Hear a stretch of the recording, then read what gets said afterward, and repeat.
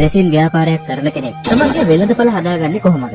හොඳ වෙළඳපොළක් තියෙන්න නම් බඩුවල හොඳ ගුණාත්මක භාවයකුත් තියෙන්නම ඕන. ඒකට ඔයාලට මෙන්න මේ ස්ටෙප්ස් ටික කරලා ඉන්නම වෙනවා. අංක 1.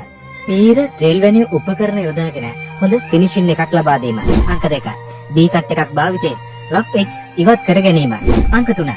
එකම දිශාවකට හොඳින් මික්ස් කර පැය 24ක කාලයක් අනිවාර්යෙන් මෝල්ඩ් එකේ තැබීම. අංක 4. ටූත් පික් හෝ ගෑස් ලයිට් එකක් භාවිතයෙන් බබල්ස් ඉවත් කර ගැනීම. අංක 5. සෑම විටම වෙනස් නිර්මාණ සිදු කිරීම. අංක 6. හැකිතරම් දහවල් කාලය තුල රෙසින් නිර්මාණයන් සඳහා යොදා ගැනීම. අංක 7. වෙළඳපොළ අනුව රෙසින් නිර්මාණ සිදු කිරීම. එහෙම ලස්සනට අවසන් කරපු රෙසින් නිර්මාණයක වෙළඳපොළ ඔයාට මෙන්න මේ විදිහට ගොඩනගා ගන්න පුළුවන්. අංක 1. නවකයක වශයෙන් ශාස්ත්‍රය තුල අලුත් වෙනස්කම් සිදු කිරීම. අංක 2. ක්‍රිස්මස්, වැලන්ටයින්, අලුත් අවුරුද්ද වගේ සීසන් කාලවලට ගැළපෙනම නිර්මාණ ඒ කාලවලදී සිදු කිරීම. අංක 3. කුඩා දරුවන් සහ තරුණ ප්‍රජාව ඉලක්ක කරගෙන නිර්මාණයන් සිදු කිරීම. අංක 4. ප්‍රදර්ශන සඳහා ඉදිරිපත් වීම.